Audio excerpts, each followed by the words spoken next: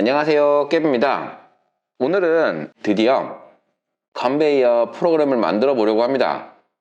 우선 프로그램을 만들기 전에 사설이 너무 길었었습니다. 여러 가지들을 설명해야 했었죠. PLC를 배워서 프로그램을 만드는 것은 어려운 일은 아닐 겁니다.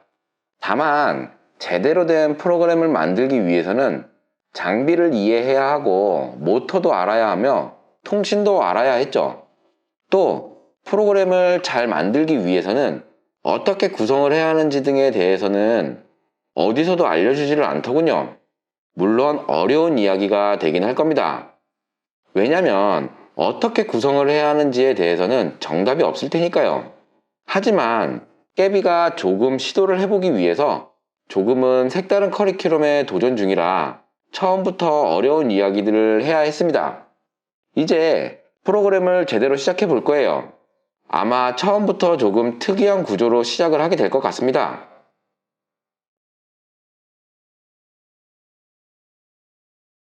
인풋, 아웃풋에 관한 프로그램부터 만들려고 하는데요. 이곳에 인풋과 아웃풋에 관한 정보들을 모아둘 겁니다. 고수들은 이렇게 합니다. 이렇게 하지 않으면 절대 고수가 아니에요. 지난번에 봤던 IO 맵인데요. 이 IO 맵을 보시면 P52 센서 11이에요. P51이 센서 12이고요. 하지만 전 이것을 그냥 사용하지 않을 겁니다. 이렇게 버퍼 메모리를 한번 거쳐서 사용할 겁니다. 프로그램 어디에서도 P50은 여기서만 사용할 겁니다. 다른 곳에서는 이것을 한번 지나쳐서 M50으로 대신해서 사용할 겁니다.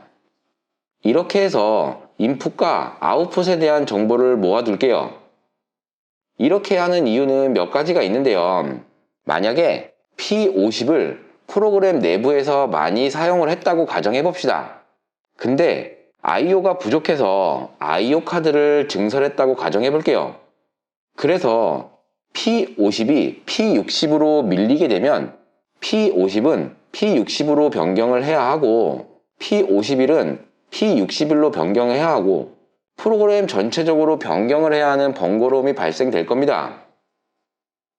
굉장히 귀찮은 일이 될 것 같은데요. 만약 미리 깨비 말을 듣고 이렇게 구성을 해두었다면 여기서만 변경을 하면 됩니다. 또 A 접점으로 사용하던 센서를 B 접점으로 전체적으로 변경을 해야 하는 경우 이곳에서만 변경하면 되기에 편리하게 사용할 수 있죠. 또 출력의 경우 절대 빼먹어서는 안 되는 인터럭 같은 경우에 여기서 인터럭을 걸어두고 P30은 사용하지 않고 다른 곳에서는 M30으로만 사용을 하면 P30에는 무조건 이 인터럭이 걸려있기 때문에 실수할 확률이 훨씬 줄어들 겁니다. 또 프로그램을 만들다 보면 하드웨어 정보인 이런 IO 맵을 계속 보게 될 겁니다. CAD 도면이나 혹은 엑셀로 된 문서를 볼 수도 있을 겁니다. 하지만 프로젝트 시작 전에 전장 도면이나 엑셀에서의 IO 맵을 이렇게 정리해두면 프로그램에서 바로바로 확인할 수 있는 장점도 있죠. 개이득입니다.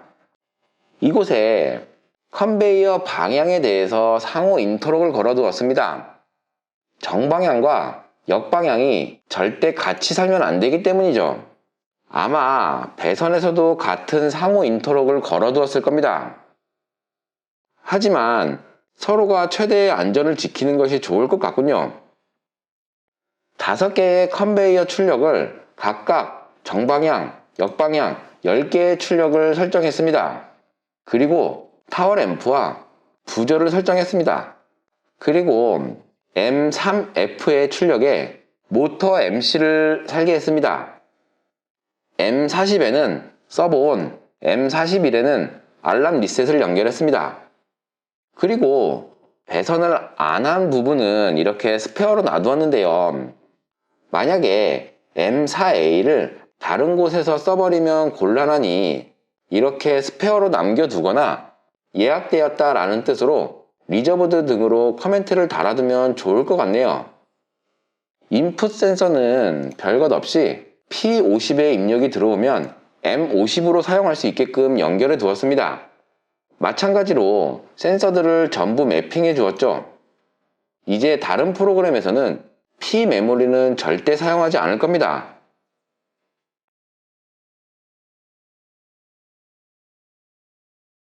지난번 깨비 필살기로 LS 일렉트릭에서 예제를 받았었는데요.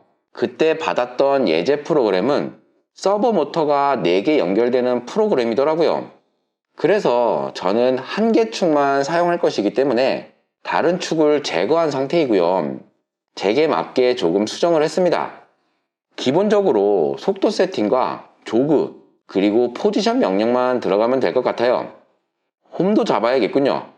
나머지 부분들은 필요하면 추가를 해보도록 하겠습니다. 중요한 건 이건 LS 일렉트릭에서 프로그램을 달라고 해서 제게 맞게 조금 수정을 했을 뿐이에요. 이래서 매뉴얼부터 보지 말라고 하는 겁니다. 이런 것들을 먼저 확인해야 해요.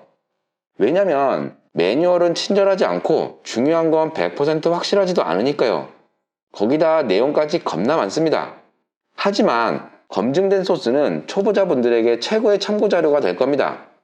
어쨌든 간단한 프로그램이 만들어졌고 모터와 관련된 프로그램은 이것을 그대로 사용할 겁니다.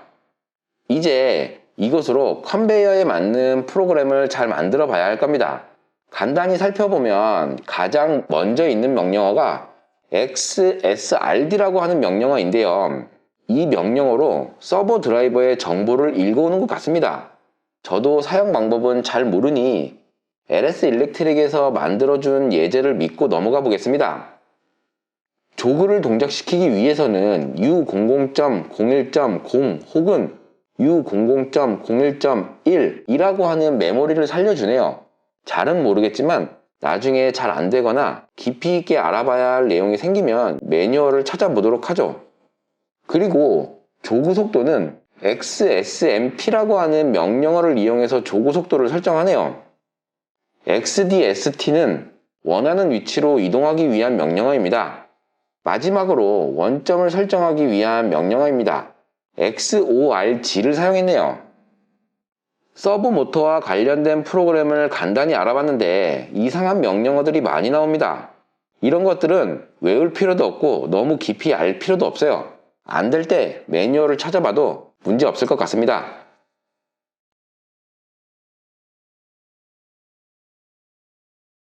다음으로는 모드와 관련된 프로그램을 만들 거예요. 이건 정말 중요한 내용이 될 겁니다.